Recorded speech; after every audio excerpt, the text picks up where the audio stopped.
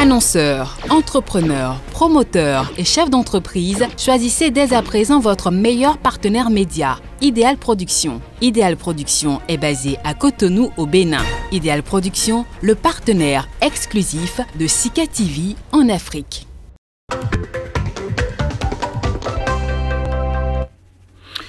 Nous allons retrouver l'essentiel des faits majeurs marquant l'actualité ce jeudi-ci avec Kojovi Ametonon déjà présent à nos côtés. Kojovi Ametonon, bonjour.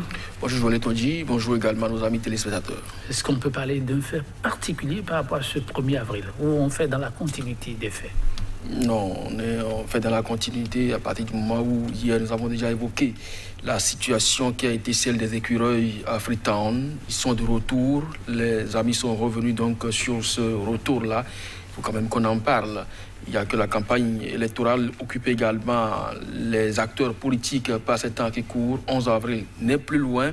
Ils en sont en plein dedans, les 3 duos de candidats en lice pour cette élection.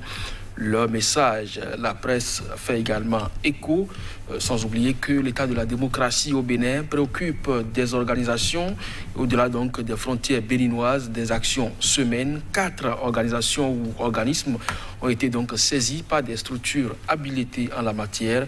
Je crois que c'est ça, entre autres, qui font l'actualité pour la presse ce matin. Merci, que Dieu mettons-nous de la matière quand même pour nos téléspectateurs et c'est heureux.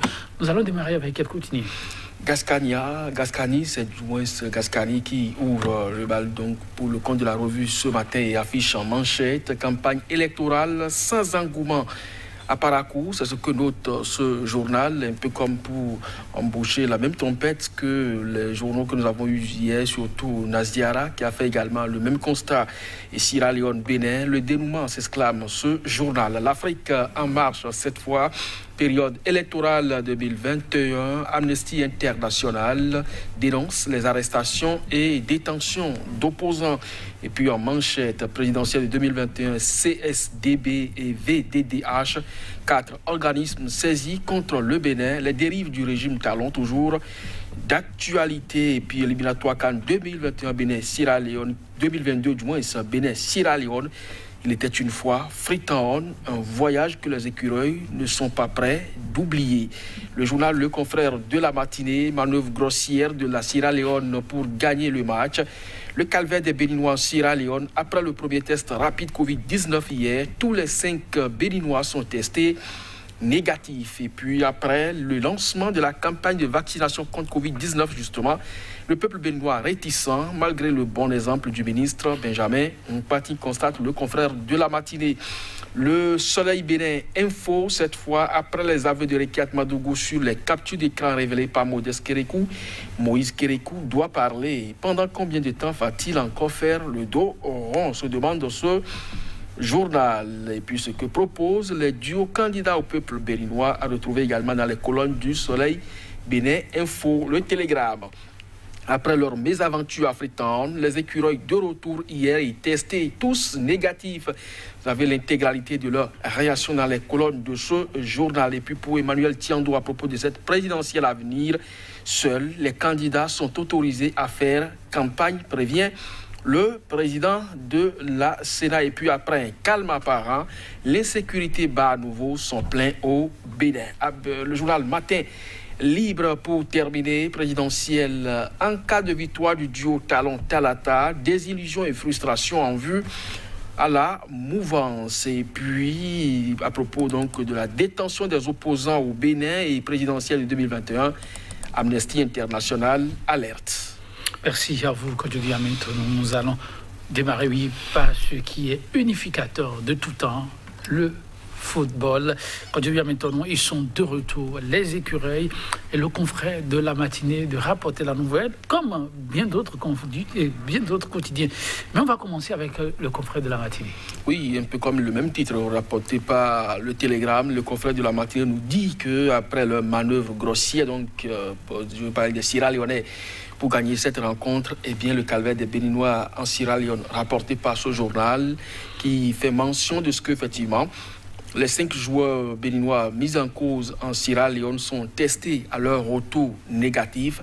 C'est-à-dire simplement que la CAF a pris donc une bonne décision en rapportant donc cette rencontre pour la prochaine journée FIFA qui est pour le mois de juin, donc à quelques jours donc, du tirage au sort de cette CAN, parce que ce tirage au sort est prévu pour le 25 au Cameroun. C'est dit simplement que, effectivement, quand on s'en tient à ces résultats de tests rapides à Cotonou, eh bien, les Sierra Leonais font effectivement preuve de manœuvre grossière pour gagner donc cette rencontre.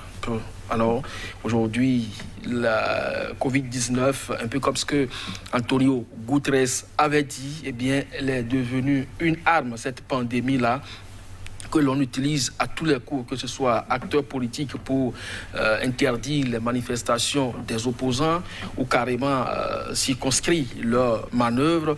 Également sur le terrain footballistique aujourd'hui, elle s'invite donc cette pandémie de Covid-19. C'est tout de même dommage pour le sport roi et que l'on en arrive à ces extrémités-là, puisqu'aujourd'hui le football, ça se joue sur le terrain et si vous voulez gagner, il faut gagner avec la manière.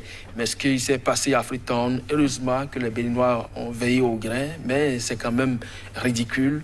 Vous vous rappelez, la dernière fois au Cameroun, lors du CHAN, eh bien, 11 joueurs congolais ont été testés positifs au Covid alors qu'ils avaient rencontre avec le Cameroun. Résultat, la RDC est rentrée après 16 éliminatoires parce qu'il n'a pas pu évoluer dans la compétition. Alors, si on le ramène donc au niveau du terrain des éliminatoires aujourd'hui, à quoi donc doit-on s'attendre pour les joutes lorsque la compétition proprement dite sera lancée? Il est donc impérieux que le cas sierra-léonais puisse servir donc à la CAF pour que, une fois en compétition, on puisse savoir quels résultats appliquer aux équipes engagées. Tout à fait. Tout le monde doit savoir raison garder, mais malheureusement, il paraît que c'est aussi ça l'homme. L'autre dira la ruse et la rage un peu partout. L'Afrique en marche, Kodovi Ametono, 4 organismes saisis contre le Bénin. Oui, la France fait partie, entre autres de ces organismes. Il y a l'ONU, la CEDEAO, l'Union africaine qui ont été saisis donc par CSDB et VDDH, toujours pour les questions de droits de l'homme, de droits donc humains pour faire grand, et en même temps les principes de violation de la démocratie en République du Bénin aujourd'hui. Donc autant de récrimination par rapport au processus en cours, et le journal Afrique en marche de nous proposer que ce sont les dérives du régime Talon qui sont donc d'actualité. Alors, vous savez, ça fait quand même un bon moment, cet organisme, cette association, par exemple, le VDDH, par exemple, a déjà écrit à la Cour pénale internationale pour ce qui concerne la violation des droits de l'homme dans la République. Aujourd'hui, il écrit donc à la CEDEAO, à l'Union africaine, à l'ONU, et également la France y compris, c'est-à-dire simplement qu'ils n'ont pas donc lâché du lest. Alors, est-ce que cela quand même a un écho dans la République? C'est là la grosse interrogation, parce que rappelez-vous, la Cour africaine des droits de l'homme et des peuples a enjoint donc l'État béninois pour ce qui concerne le respect des droits de Sébastien Adjavon, par exemple, beaucoup d'autres citoyens qui l'ont saisi également. Mais à ce jour, rien n'a été fait dans ce sens-là. Je ne crois pas que ce soit à la CEDEAO ou à l'ONU que ces dernières lettres puissent donc faire mouvoir les autorités béninoises dans ce sens. Mais toujours est-il qu'il n'est jamais trop tard pour bien faire et saisir également ces instances. Ça participe également d'une veille citoyenne pourvu que ça porte ses fruits un jour. Pourvu que ça porte ses fruits. Et puis, il y en a, franchement, qui ne se découragent pas et continuent des actions pour mieux faire entendre la cause des plus faibles. Amnesty International qui a encore monté au créneau dénonçant les conditions d'arrestation d'opposants politiques. Oui, pas seulement d'arrestation, mais de détention également, parce que le cas Rekia Madougou est beaucoup plus cité, mais avant elle, il faut rappeler que de ses proches ont été arrêtés, surtout celui qui est chargé donc de la conduite de ces opérations politiques. Alors, Dramani, il était déjà en prison avant Rekia Madougou, et beaucoup d'autres responsables des démocrates sont arrêtés dans la foulée de cette élection présidentielle. Mais il y a beaucoup d'autres acteurs politiques, et pas des moindres, des syndicalistes également, qui croupissent en prison depuis 2017 à ce jour. Donc c'est autant de paramètres que Amnesty International a documenté et donc attire l'attention des autorités sur ce qui présage au lendemain donc de cette élection à la limite exclusive aujourd'hui, parce que les opposants se disent toujours lésés par rapport au processus, mais il y a des formations politiques qui se réclament de l'opposition et qui animent aujourd'hui la vie politique nationale, même si par ce temps de campagne on ne le sent pas véritablement, encore que Gasnia a écrit que cette campagne elle est pratiquement sans engouement à Parakou. Donc c'est dire que la situation des opposants aujourd'hui en République du Bénin n'est pas des plus reluisantes possibles, et donc les organismes comme Amnesty International tirent déjà la sonnette d'alarme. Je crois que c'est des signes avant-coureurs de ce que le lendemain des élections peut-être ne serait pas de tout gai. Et donc, si des structures en charge du scrutin et également les autorités au plus haut niveau peuvent faire quelque chose dans ce sens, histoire de calmer tant soit peu les ardeurs des uns et des autres, je crois que c'est le moment de le faire. En attendant, oui, la campagne, elle, bat son plein. Le télégramme de nous proposer un peu les messages des 3 duos en lice.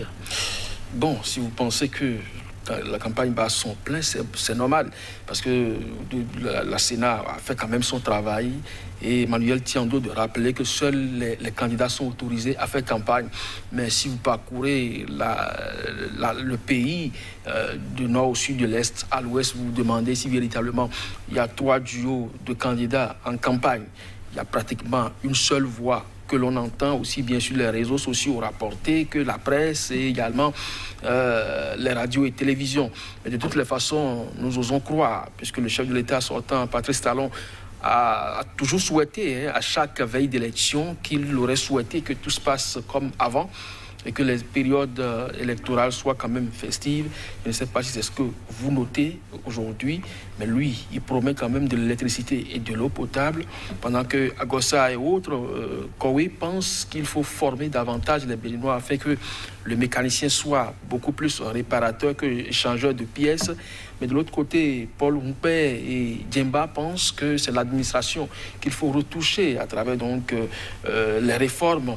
C'est donc autant de propositions et autant donc de candidats. Les citoyens feront leur choix en son temps. Merci à vous, Kodjo Via. Maintenant, chers téléspectateurs, vous l'avez compris, on va s'en arrêter là, mais on se retrouvera demain.